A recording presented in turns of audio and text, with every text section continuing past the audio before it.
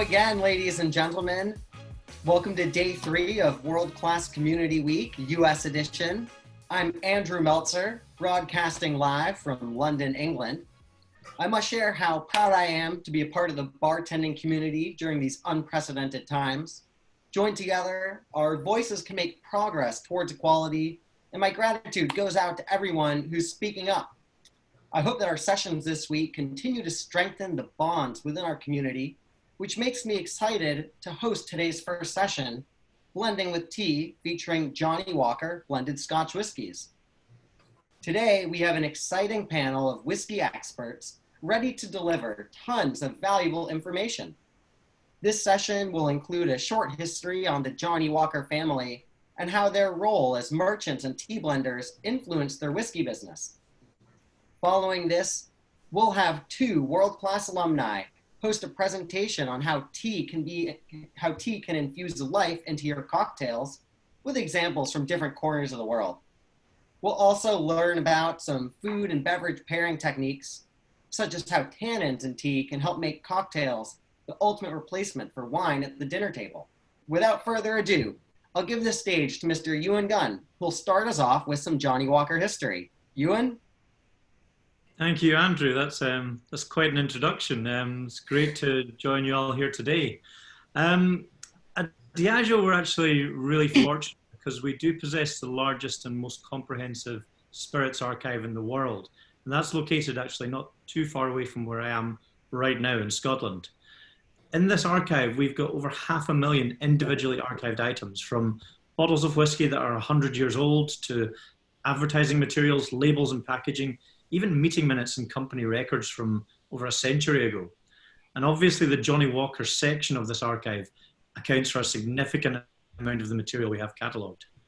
Now, from our archives, we know that John Walker started running a grocery store in Kilmarnock back in 1820, following the death of his father. You can see an image of that store on your screen now. And from the 1825 inventory, we can already see that even back then in this lovely store, he was selling some tea. Remember, this is 200 years ago. There's reference to 2 chests of fine tea, 2 smaller canisters of green tea, hyson and twanky. And there's also reference to reams of tea paper for packaging, cups for displaying teas, sugars, and scales, weights and measures. So he was already involved in selling tea in the store 200 odd years ago. Now, if we look at one of the images from our various stock books, we can actually see this stockbook image from 1857. And we know from this that John was now stocking and selling quite a wide range of teas. Some of the teas listed here is maybe a little too small to see, but include Imperial, Gunpowder, Young Hyson, Congo, and Pico. I hope I'm saying them correctly. These are all mentioned. We also start to see references to tea bags, printed tea paper, and we know that many grocers at that time would have been starting to experiment with blending different teas together in an effort to achieve consistency of flavour, but also to achieve a unique house style. Now, this grocery store would have been an emporium of aroma and flavour, and this would have applied to the foods available, to the teas, and of course, to the whiskies.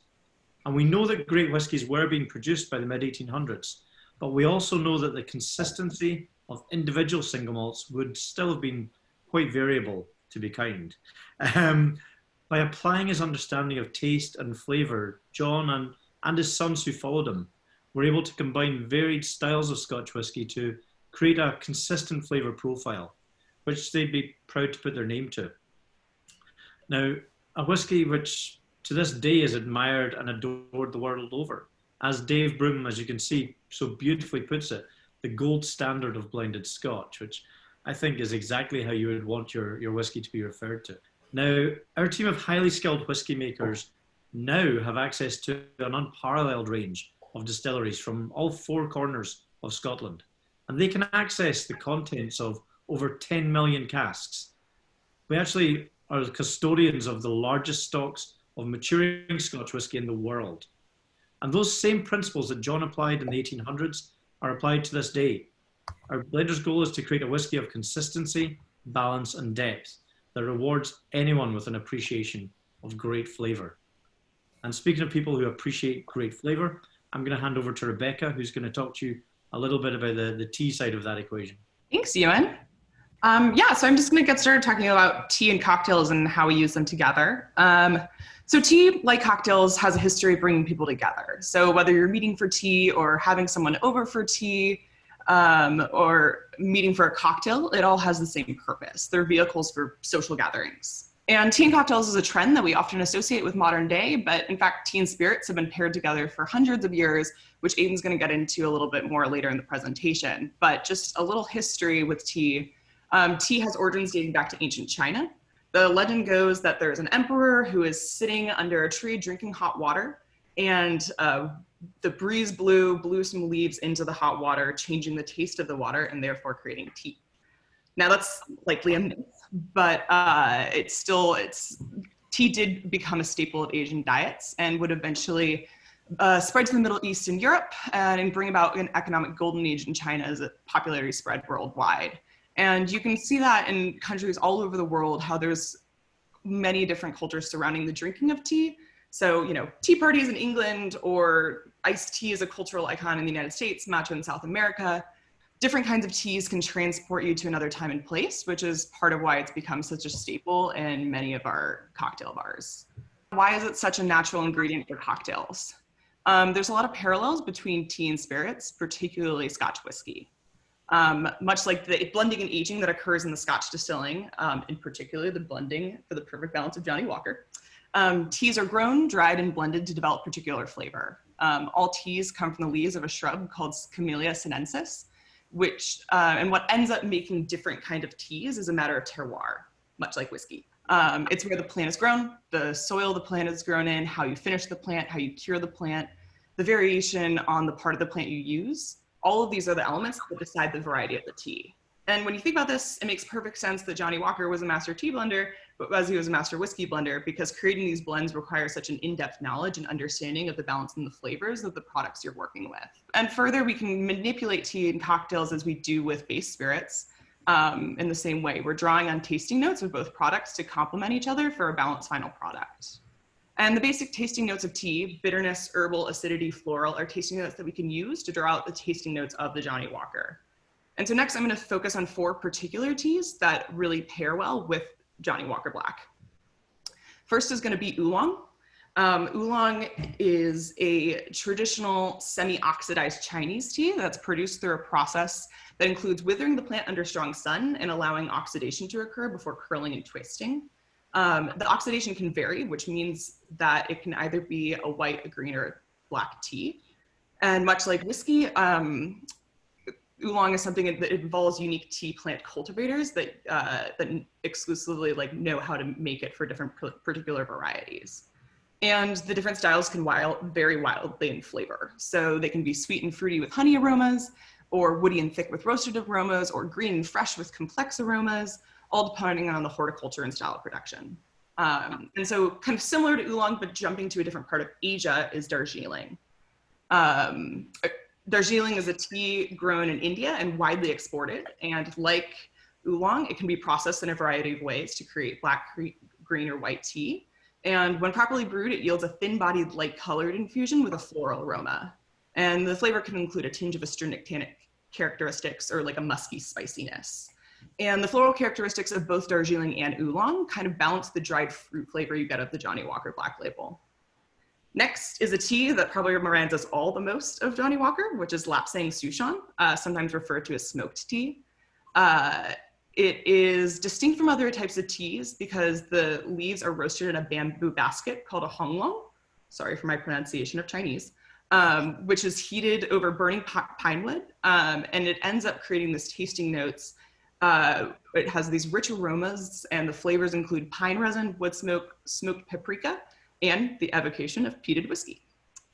And then our last one is going to be most likely a crowd favorite, Earl Grey, which is a quintessentially British tea. It has a black tea base, and it's flavored with the oil from the rind of a bergamot orange, which, if you're not familiar with that, it's a citrus fruit with the appearance and flavor somewhere between an orange and a lemon, with a little grapefruit and lime thrown in. And the Earl Grey blend, as it's called, gets its name after Charles Grey, the second Earl Grey, who was the British Prime Minister in the 1930s. And as the story goes, this kind of tea was brought to him as a gift and then widely popularized throughout England. It's a personal favorite of mine for mixing with Johnnie Walker because it's a strong black tea, but with the citrus of the bergamot rind, it kind of provides a perfect balance between the dry astringents and floral citrus. And so now I'm going to throw it over to Aiden, and he's going to talk a little bit about tea and cocktails and food pairing. Thanks so much, Rebecca.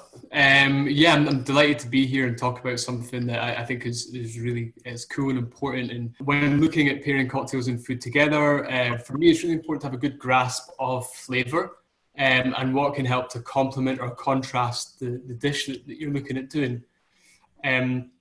Tea adds a multitude of aspects to your cocktails that can really help to enhance your pairings and give an extra element of creativity and also guest satisfaction. Flavor, structure, acidity, tannins, perceived sweetness, and caffeine can all kind of help to really like put your pairings at the next level. Working side by side with your kitchen is an opportunity to kind of enhance your pairings and give an extra element of knowledge to your food pairings. So I was really lucky to work with a chef in my last job, and we had a seasonal crudité that we'd work on together, and we would try and pair the crudité each week with a different type of tea and make a cocktail from the offcuts of the fruits and the vegetables. We'd hide it in the ice, so it was like a nice element of surprise, but great to work with a chef. When you're looking at kind of food pairings, a country that, there's so many similarities between blending. India, there's a massive kind of demand in India for Johnnie Walker Black Label and for blended whiskey. I guess it's about 1 litre per person a year of Johnnie Walker that's consumed in India. And there's 1.4 billion people in India. So it's a lot of whiskey. But bold flavours in Indian cuisine allow Johnnie Walker to kind of stand up to the food and also enhance it. There are a lot of similarities with flavours in Johnnie Walker and flavours in Indian cuisine. You've got cardamom, coriander, smoke, ginger, and cinnamon. So much like blending whiskey is all about balance, blending tea and also blending spices are the same. One of the most important things, I guess, like the classic example of food and kind of food pairings is red wine and steak. So it's good because tannins of the red wine will help to add bitterness, structure, and astringency to the wine. We also crave those things in cocktails. So you look at a Negroni, and Negroni is going to be flabby if you don't add your bitter element. Tannins can also help to bind fat, and they help to complement each other, which is a really kind of cool example if you think about like American, like Southern fried chicken and iced tea. It's a great American pairing, and one that I think, it works really well because of that, because the astringency from the tannins help to kind of complement the fattiness of the tea. Rebecca, you've got a really cool example of something that you've worked with before, right? Yeah, in my bar, we used to have a cocktail that was kind of a sidecar riff, and a sidecar can often be a very kind of sweet, sour cocktail. So we actually infused the spirit directly with Earl Grey tea, and the tannins of that balanced it out and definitely balanced out the sweetness of the drink and made it actually very thirst quenching, but kind of more savorable. I wanted to talk about a couple of different methods that you can use with tea and pairing cocktails, but first it's important to look at kind of history of tea and cocktails together. And I guess the use of tea and cocktails, it dates back from the start, and you've got like the classic fish house punch, where tea was used as a lengthener, and all throughout cocktail culture that has carried through. And some modern examples, Audrey Saunders' Earl Grey Martini, with the Earl Grey infusion into the whiskey. And now you're looking at spirits companies that are using tea as a replacement for water in their product, which kind of leads me to a nice example of a cocktail that has like a lot of different versatility and also like to pair with Johnnie Walker. Johnnie Walker Black and Soda Water is my kind of go-to cocktail, so it's the one that I wanted to focus on with this. It's available anywhere, and you can get it in different kind of iterations across the world. green tea in Johnnie Walker is incredibly popular in Asia, and it's a great way to kind of complement with food. And the floral notes from the tea and the tannins help to kind of break down the fat, like we just discussed. But there's a lot of variables. You know, the ratio of whiskey to water is important to kind of think about. Concentration of tea, so how much tea per water you're using. Not if you steep the tea for longer, you're increasing the bitterness, not the flavour. So it's kind of important to note. If you wanted to control the bitterness a little bit more, you would work on the steep time. And I guess you could use salt or sugar to kind of help tone down that bitterness. Also, the quality of tea. So like the quality of ingredients that you're using in cocktails, the quality of tea is super important, and the style of that tea. So if you're thinking about a green tea, you know, you've got multiple different types of teas, sencha, matcha. And my favourite actually is Gen Matcha for pairing with Johnnie Walker Black. I think that the nuttiness works really well with the grain notes and the vanilla. That's awesome. Thank you so much, Aiden and Rebecca. That was a bounty of knowledge. You know, I love drinking tea, and I'm always surprised to learn that there's so many unique and interesting varieties that I haven't even tried yet. And I agree that tea can be a bartender's best friend, since it has subtle yet undeniable presence, and it brings so much texture, as you mentioned, which without adding much sweetness on its own. So it gives you so many opportunities to play with other sweeteners and modifiers. And Ewan, with your history on Johnnie Walker, I really love that, because they're not just a family that got into the business of spirits and became immediately successful, but they have a really colorful history, and it gives bartenders an opportunity to tell stories with the cocktails, whether it's at the bar or in a competition setting.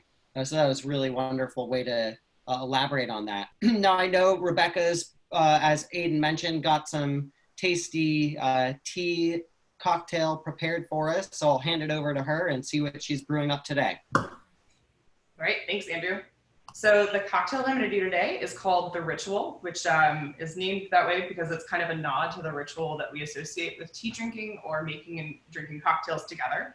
It's going to be kind of a riff on a Rab Roy. I really wanted to show you a couple of different ways that you can implement tea into the ingredients in your cocktail. And because of that, also, I'm working with a couple of different types of teas, which is not to say I'm trying to throw in everything but the kitchen sink, but rather kind of like with Johnnie Walker, how it's blended from a bunch of different whiskeys, creating a good balance. These are different teas that work together in the same cocktail. So I'm going to start with 2 ounces of the Johnnie Walker Black Label.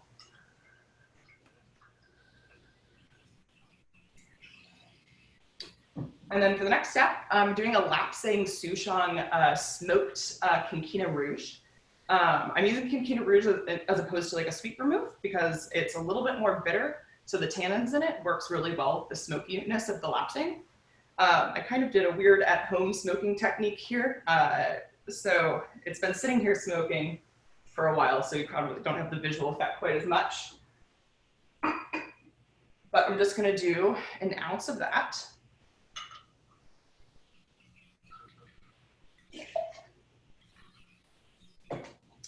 And then I have some homemade Robust tea bitters. I think that it kind of they have a nice like chocolatey flavor, which are going to go really well with the next part of the cocktail. And then next, I'm going to stir with Earl Grey tea ice cubes. So I made ice cubes using Earl Grey tea, and we're going to stir with those. So rather than diluting with water, I'm directly infusing with tea. So you get kind of the nice gentle flavors of it without it being overwhelming and working too much against the other flavors. Give it a good stir.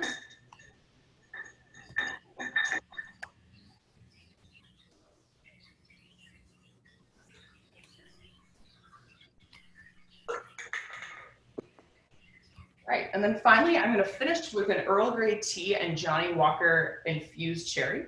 I also put a pinch of salt into the mixture, so that kind of like salty saline that you get from eating the cherry kind of balances out the heavy tannins you're going to get directly in the cocktail. And yeah, that's the ritual. It's a cocktail that you can sip slowly and savor, much like a good cup of tea.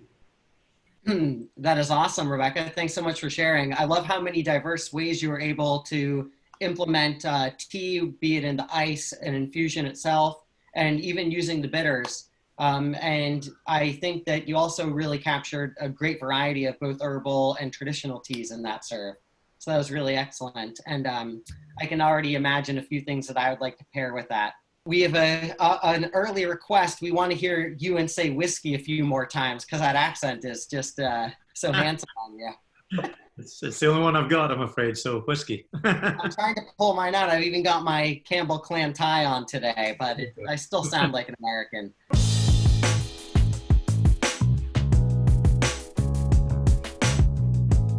Ewan, I've got one for you already. We're wondering, what are the historical similarities between drinking whiskey and drinking tea? Good question, actually. And for me, there's a few key similarities. I think initially, both would have been produced on a relatively small scale and then enjoyed fairly locally to the source. And I think in both cases would have largely been unlike the product that we know and love today in the modern world. I think it's fairly safe to say and fair to say that early expressions of Scotch whisky would have been a little bolder and maybe a little bit less smooth than the whiskies that we now know. They would have also been much less consistent in flavour, taste and texture. And from what I can gather, the same does apply to some extent to tea as well. Both back in the day would have probably been mixed with other ingredients to make them a little bit more palatable. We know from records that Scotch 300, 400, even 500 years ago was being consumed with lemon, honey, herbs and spices. And I found reference to tea actually being drunk with different salts, I think in the Tang dynasty in China, to again alter and amend the flavour. So mixing drinks with both isn't actually something that's new and modern. Nowadays, that's still done, whether you're looking at a Johnnie Walker highball or drinking tea with milk and sugar as we do here in the UK. I think in both cases as well, it was only really once the product had been refined and quality and consistency had been improved that they began to be exported and enjoyed internationally. So obviously the art of blending in both cases has played a hugely important role in this. Rebecca also mentioned ritual, and I think ritual is also something that has played a part in both. I mean, with tea, you only have to look at some of the tea ceremonies that you experience in Japan and Asia. And similarly with Scotch, there's an element of ritual to drinking whiskey as well. And that can be the glassware that you use, the nosing and tasting, or even just marking a moment by opening a bottle of something special. That has almost a sort of ritual feel to it. So I think throughout their journey from local to international, I think Scotch and tea have had some similar sort of similar points on the way. Yeah, absolutely. Those are really great ideas. And as I've read on the history of tea, I do notice, again, so many similarities, even like the places that you'd go. Of course, we've got coffee shops and tea shops, and you can find whiskey anywhere nowadays. But you used to go to certain places at certain times with certain social groups in order to enjoy these beverages. And that's how they kind of climbed their way through the rank and file of society. And there is so much of a regional difference, both 500 years ago and today, that you can track for both whiskey and teas. Mr. Bowie, I've got a question for you. And this actually has a couple questions wrapped up into it, so feel free to elaborate. And Rebecca, throw in your 2 cents as well. We're wondering if you have any variety of techniques that you use to extract the flavor of tea besides steeping in hot water. Perhaps you do a cold brew, and when would you vary between the two? Or maybe you're using other techniques like an ultrasonicator, AKA jewelry cleaner, a sous vide machine, or anything else. Tell us about it. Yeah, I think that it's really important to kind of view each tea as its own individual kind of product, like you would with any ingredient. And different teas are going to work better with different temperatures. Same way if you're making like a tincture, for example, you want to cook something that's hard like cinnamon, but then if you're doing something with a leaf like a mint, for example, doing it cold might be better. And so for me, maybe chamomile is a good example, and a cold steep of chamomile is going to be great because you're going to be able to get all the beautiful light floral notes, but then something like a lapsang with a little bit of heat might work better. So it really depends on the tea, and I guess knowing, like doing the experimentation yourself, like seeing how it is with hot and cold temperatures, and then comparing. And Rebecca or Aiden, do either of you use any other specialty tools like an ultrasonicator or a sous vide or anything like that? I love a sous vide. It's one of my best friends for making products behind the bar, particularly if I'm making bitters that I don't want to, I need them faster than, the multiple weeks of having them sit there. They're really awesome for bringing out the kind of intensity of the flavor while without sacrificing the texture. That's awesome. Yeah, we've got a lot of questions rolling in on temperature. And I'm going to actually continue on with what Aiden said. When I'm making things for my cocktail bar, and I do a lot of low and no alcohol cocktails that use tea as a base, I usually start with a cold brew because I can do it over a longer period of time. And if you're using hot water, you're going to get a quicker extraction, which means that you've got to pull the tea at a very specific time. But if you do it in a cold extraction, you can count it by the hours instead of by the seconds. And you can measure the exact amount of intensity that you want. Additionally, I find that a hot tea that is then cooled down for later use in a cocktail has the chance of oxidizing and spoiling or losing some of its aromatics more quickly than a cold brewed tea, which I've found is often a little bit more stable if you want to make a large batch of something and have it last for days or a week or two. I think also with that in mind, Andrew, that's a great point. Flavor changes depending on temperature, as does bitterness. So the perceived bitterness of something that's hot or cold are going to change. Chilling something down is going to change, like bring the temperature to the temperature that you want for a cocktail. So when you're experimenting, I would always, even if you're doing a hot infusion, I would chill it to the same temperature, and then you can kind of compare, which helps me. That's a great point. And, it makes me think of something like Earl Grey, which of course is super popular in Britain. That's a classic blend of black teas that's then scented with bergamot oil. And say you're doing a cocktail that has some Amaro in it or something else that's quite bitter, and you don't want to extract bitterness from the tea, but you're going for more of its nuanced flavor and that pungent bergamot lemon flavor, I would do a cold extraction. Whereas if I was putting in a sour with lots of sugar that could balance out the tannin and sharpness of the extraction, I would probably use a warmer tea or whatever solution I'm using at a hotter temperature in order to extract more bitterness. So I think about the end goal as well. Ewan, I've got another one for you, my friend. Mm-hmm. We're wondering, since you've traveled to so many countries, I think more countries than anybody else I know, you've seen the culture and not just in cafes and tea houses, but in great cocktail bars from country to country. Have you noticed any trends or differences in different international markets regarding the way people use whiskey and tea together?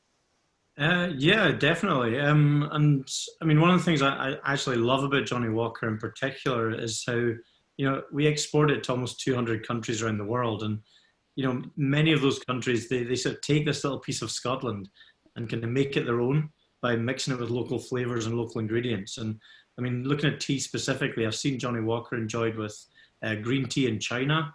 I've seen it enjoyed with iced fruit teas in several countries across Asia. I had an amazing masala chai Johnnie Walker cocktail in India, which blew my mind. And actually in the USA, it was a few years ago now, but I had an iced tea cocktail and I think it was in Charleston, South Carolina. And it was a Johnnie Walker Arnold Palmer, which is obviously lemonade and iced tea mixed with Johnnie Walker. And it was brilliant, actually. It's a little bit of Southern hospitality there. I've yet to try a cocktail made with Taiwanese bubble tea, but I think that could be quite good fun as well. There's one out there waiting for you. I'm sure I'm going to continue and give you a question on the temperature of teas here. Since you've tried so many different tea cocktails, We're wondering if you add hot tea to Johnnie Walker, is there a chance or a risk that we'd overwhelm or diminish the nuances in the nose and flavor of Johnnie Walker whiskeys? I would say not. I mean, Johnnie Walker is renowned for that sort of smoky backbone. It's renowned for being a relatively bold and full-bodied Scotch whiskey. What you will find, though, is that, you know, different flavor notes will be enhanced and others will be subdued, depending on temperature, but also which tea you're using. For example, combining Johnnie Walker Black Label with Lapsang Souchong tea, which I love.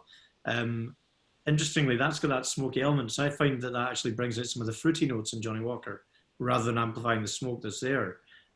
Green tea I've found actually brings out the smoke in Johnnie Walker. So, and again, it's personal. I mean, everyone's experience will be different. But for me, it's not so much about it sort of overwhelming it. It just allows certain flavors to step forward and causes some to almost step back a little bit. And I mean, that to me is part of the joy of working with a Scotch like Johnnie Walker, because you have all four corners of Scotland working together in perfect harmony. You've got such a broad spectrum of flavour in that one whiskey. You have the delicate notes from the lowlands, you've got the richness of the highlands, the fruits of Speyside, you've got that smoke from Islay. They're all there. So depending on what other ingredients you bring into the equation, you're going to get different flavours step forward or step back accordingly.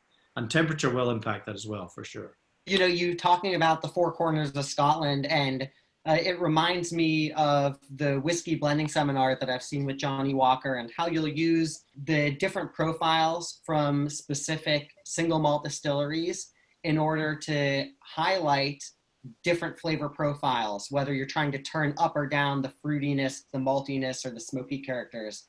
And we did have a poll in the beginning today, and we got some great answers. About a third of our viewers guessed that there was 6 to 10 single malts or whiskey types used in our Johnnie Walker Black Label. And then about half of the room guessed that there are 30 or more single malts and single grains. I know that you can't share the exact recipe with us, but maybe you could give us a rough answer. I'm pleased to say that almost half the room were correct. So generally with a great blended Scotch, you are looking at, 30, 40, even sometimes more whiskies being brought together. And the benefit of bringing together such a broad range of different whiskies is that you get balance, you get complexity, but you also get consistency.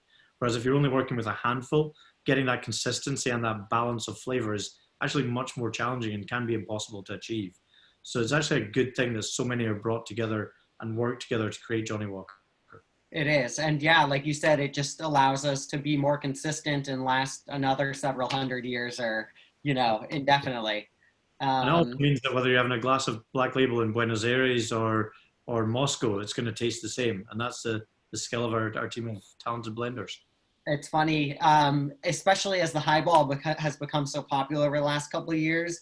And because Black Label is so consistent, and even if you're in some tiny country where alcohol may be illegal to sell, you can probably find a bottle of Johnnie Walker. And the Black Label highball is my go-to drink when I'm on the road now, because nearly any sort of venue or any skill level of bartender can make you one that's between pretty great and excellent. Absolutely. That's the joy of a great long drink like that. It's so easy to make. People can make it at home and it will still taste phenomenal. Absolutely. And we're going to dive into a little bit more about food pairing later on in the panel. And the highball is an excellent example of a food-ready cocktail. Back onto tea, Rebecca, I was wondering if you can briefly explain the differences between white, green, and a black tea. I know that they generally come from the same family of plants. And further in there, what about the differences in oxidation between our different types of black tea? Sure. So all tea comes from one plant. That's Camellia sinensis. And this is a good time to also bring in herbal tea is not technically tea under this qualification. So if things like a ginger lemon tea, which I love, is not technically tea because it doesn't come from this plant and there's no caffeine. But so what kind of decides if it's like a white, green, black tea is the level of oxidation. So something like a white tea is going to be super minimally processed. It's basically like plucked and dried in the sun and then put in the shade and then kind of good to go. And then green tea is also very, very low oxidation. But then once you move kind of further to black tea, that's when it's going to be like fully oxidized, fully processed, which is also why it like ends up being the most intense, because it's been processed the longest, kind of like when you age whiskeys for a long time. So that's pretty much the level of difference. It's like how much time it spends in the sun and how long they allow it to oxidize. And then also when you talk about something like a lapsang souchong, that also, it's decided by like the smoking of it. Yeah, and I can add to that when the oxidation process happening and you're going from a green tea into a black tea, it's during that process that the caffeine is created by enzymes in the tea. So that's why a green tea can be more subtle and you can drink it all throughout a meal and not have trouble sleeping at night. But a black tea is something that will most certainly have some caffeine. So you should be aware of that and maybe even put an asterisk on your menu and make note of that. If you're serving several ounces of a black tea infusion, it might be something that keeps people up late at night or makes them a little rowdier even. Aiden, continuing on with these tea styles, have you used jasmine or white tea, some of these really subtle nuanced teas, with any success? I've tended to use those type of teas in a syrup rather than steeping in alcohol.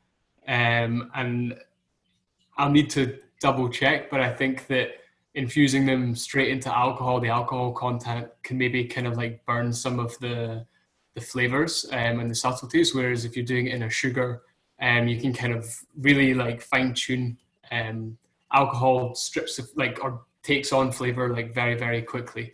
But yeah, jasmine in like a syrup is great. And I think that, you know, I mentioned it briefly in like the bit about the mezuari, but just if you're finding it is too subtle, just increase the concentration of tea that you're using, and then you can kind of really like home in on the flavor.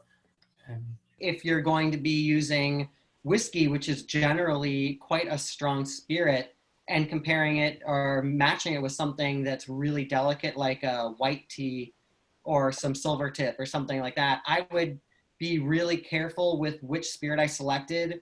For a blended whiskey, I would use something like Johnnie Walker Platinum, their 18-year reserve, which has these really bright, soft, sweet, and delicate flavors that would complement a tea like that. So always think about the tasting notes that you get in the spirit itself. I want to know a little bit about the aromatics versus the flavor of a tea.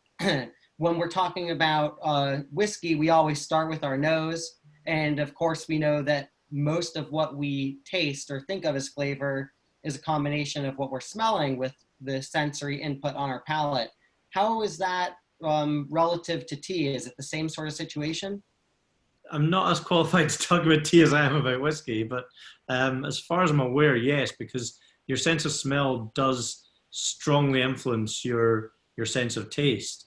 And Rebecca mentioned it earlier about sort of, you know, tea, when you smell it, will transport you to a place. And I find the same with Scotch whiskey when I'm sort of nosing and tasting it. For me, it's can really powerfully spark a memory, and it's quite a visceral reaction. It will transport you to a moment in time. And what I try to do then is, when I'm tasting whiskey to the people, I tell them, don't give me a list of flavors that you can smell and taste. Tell me what it reminds you of, because that actually sparks a much stronger connection, and it makes people a little bit less nervous, I would say, about describing the aromas and flavors that they're encountering. Because instead of trying to just list flavors and ingredients and actual items, they're describing a moment in their time. And you know, that actually can be quite lovely, because it tends not to be just, this is what I was doing at that time. It then expands out to who they were with, what point in their life it was at, what music was playing, what food they were enjoying, where they were in the world. So you get a whole story just being sparked by a smell. And I think that transcends even just Scotch whiskey or tea. I think you can apply that sort of experience and that interaction with smell and ultimately taste to anything, to be honest with you. That's really great. And yeah, I always try to get my bartenders or anybody that I'm teaching to use these experiences, because they can be so meaningful and powerful ways to connect with guests. And as we all know, when we're smelling things, we often think of memories from our childhood. because that's the first way that we start to build connections between things in the world around us. I've got a question over here for Aiden. Since you've been working in so many great, like really high-tech bars, have you guys used at places like the Aviary or the Dandelion any sort of high-tech devices for tea infusions? Yeah, I'm trying to think of how best to answer that. I guess like when you're cooking and you're using a stock, for example, you would never really use water to kind of add it. You would always use like a stock, like a vegetable stock or a chicken stock to increase flavor. And tea is a really good way of doing that, like lengthening a product, but adding more flavor. When I was working in London, we did a drink that actually ties in really well with this. We did a white wine serve straight from the bottle, but we wanted it to be a lot more robust so you could pair it with food. So we added in wine tannins in there, and we used a chamomile and a chrysanthemum tea as well, and they both gave really nice like herbal notes. So you got honey, there was the tea element, and the tannins with a white wine. And I guess tannins you get from the skin of the grape, right? So white wine doesn't have as many tannins as your red wine, so we had to add them back in to kind of make that structure. But in terms of like high techniques, I think that like tea is great, and you can use anything you want to do it. Like hot, like you don't need to use fancy ingredients for everything. And definitely, we use tea more of like a base to like add extra flavor. I love how delicately but meaningfully you guys layer flavors at those bars, which I think is really challenging to do, because sometimes you're in a place and they take this tiki formula of putting 8 ingredients together, and some of them just kind of become soupy and you don't taste them individually. But when, for example, you're enjoying a really nice ultra premium whiskey, or wine connoisseurs will tell you the same thing, they're smelling many, many nuanced layers, and you guys definitely master that at these sort of venues. Ewan, I'll go back to you because I know that you have a little bit more to talk to us about the tea and whiskey blending techniques. What have you got? Yeah, well, just as we were sort of chatting there, I was thinking back to an event we did in London a few years ago. It was basically an event around the art of blending. And what we did, we actually brought together blenders from a range of industries together. So we had blenders from the tea, chocolate, perfume and fragrance industry, and of course whiskey as well. And I think what really caught our attention very, very quickly was how so many of them were actually using very, very similar language to describe what they do, and the sort of thought process behind what they do. And tea in particular, it became very, very quickly apparent that they shared a lot of the same skills and the same mindset. So there's a few things that were common to both. One of the very key ones was actually the strong relationships that these blenders had with the producers, be that of tea or of whiskey. They all had a very, very extensive knowledge of the sort of raw ingredients that they'd be using, as you'd expect. And I think the other thing was that there was a comfort level, which they all talked about, of being happy to exclude certain ingredients or components if they weren't of the right quality to be used in that blend. The other thing that came through in that conversation was very much about them really focusing on producing something that was consistent, even though some of the raw ingredients they might be using were variable. And that was really the sort of ultimate goal. It was all about having something that was consistent in taste, but also the flavor depth and balance that to them was greater than the sum of the individual parts. And that was kind of the message that came through with the chocolate blenders, the tea blenders, the whiskey blenders. It was all about taking those individual components and creating something that they felt was greater than the sum of its parts. That's awesome. And ultimately, that's the goal of every great bartender, is in really wonderful, unique, well-crafted ingredients and making them even greater than the sum of their parts. And, we have to add a little bit of theatrical bits and some hospitality as well. Rebecca, I'd love to dive into food pairing with you. And we're wondering, why do tea-driven cocktails work so well with food? Is it any principles that we can borrow from the wine world on like acidity, balance, weight? I've got a lot of people asking about the service temperature. Like, do you ever do room temperature tea cocktails and things like that? Yeah, so it's, I would say the reason that it's really good with food is directly related to why wine is good with food. Essentially, it's when the tannins themselves, if you're eating like a salty or fatty food, the tannins help kind of cut that and balance the flavor in your mouth so it doesn't get intense one way or the other. And tea is just another way of doing that while also, you know, you can present it in a lot of different ways besides wine. And with that being said, usually with like red wine, for example, being served either room temperature or just a little bit below room temperature, you can really play that in with your tea cocktails. So you kind of try to make it a similar temperature. So the actual like experience of both eating and drinking is, well, similar to drinking with red wine, you're actually drinking like a tea cocktail.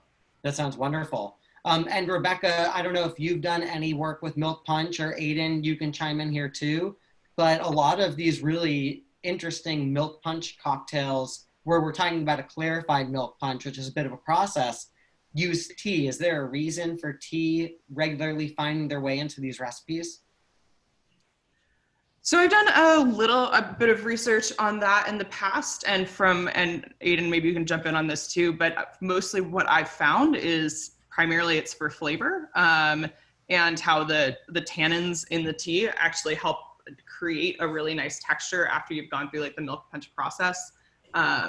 It initially, when milk punch was started being made in like the 1700s, the spirits they were working with could be quite harsh, which is part of the reason why the milk clarification kind of was created. So the tannins kind of just help add like complexity and texture to it. I remember reading Liquid Intelligence, and kind of there was like an example of spirits infusion with tea and using milk to kind of cut the astringency. So exactly as you said, you know, the tannins and the dairy kind of work together to kind of make it more balanced. And you can see that in like classic, you know, like fish and chips with like a mug of tea back home, you know, that's kind of like the how you would pair it. And that's like the perfect epitome of how throughout time we've balanced kind of tea with a little bit of milk and some sugar. I'd say with all the lactic acid and a milk punch, which gives you this really smooth, soft, creamy texture, you really do need to have the bite of tannin that comes in from the tea. And even highlighting Ewan's differences earlier on the aromas and flavors that we're talking about when we smell and taste a tea and how they make us feel. Besides how they make us feel emotionally, we should also consider the way that they make us feel physically, because when you read a tea label, it doesn't really tell you much about the weight or intensity or texture of a tea, but we should always consider the like pinch your nose so that you're not tasting or smelling anything, and just think about the mouthfeel and how that might play a role in your pairing or the cocktail that you're making. Rebecca, I was also wondering about that ice that you made. Is that something that you regularly do? Are there any special techniques that we need to know about for making a ice cube made with tea? Yeah, so you can do it super simply and make tea and let it cool to room temperature and put it in an ice mold. Or if you want to have really pretty crystal clear ice cubes, you can do what a lot of us do for the method of making normal clear ice, where you take like say an igloo cooler and then fill it with water so the impurities are drawn towards the top. So when you let it out, most of it is still going to be clear, because tea is, it has more in it than water. It will be drawing out more of those impurities. And so then you can like cut it down, but you can also just make the tea and freeze it if you're just doing it at home. Yeah, I couldn't agree with you more. I would hate to be served like, a really expensive, well thought out tea cocktail and have a super cloudy ice cube in it, which you're definitely going to get with some infusions, because you're making the water less pure, of course. It'll affect the texture of the ice and it can even make it kind of slushy if you don't do the clarification. Right. That's a great point. And I'm wondering, since you've done so much research, are there any resources that you can share with us on brainstorming for tea cocktails, or are there any books that you could recommend? Yeah, I mean, my unsurprisingly, my Bible is the flavor Bible when it comes to figuring out pairings with different kinds of teas. There's also a really good resource called Tea. It's just called Tea: History, Terroirs, and Varieties. That's been produced by a Canadian tea company. And then I know, Aiden, you were working with the book Infused. Yeah, this one here. Henrietta is incredible. She she's been working with really cool teas for a long time, and supplies a lot of the best restaurants in the world with their teas. So this book is less on fact and more on kind of those like personal relationships and personal stories that you touched on in your kind of presentation as well, about how she's met the makers and how it makes her feel. And I'd really recommend it. That sounds awesome. I'm going to look into that. Rebecca, I've also got that book that you mentioned called Tea: History, Terroirs, and Varieties. I highly recommend it. And when it comes to the dinner table and suggesting things to serve at your restaurant, I use the same resource that I go to when I'm thinking of cocktail pairings or wine pairings.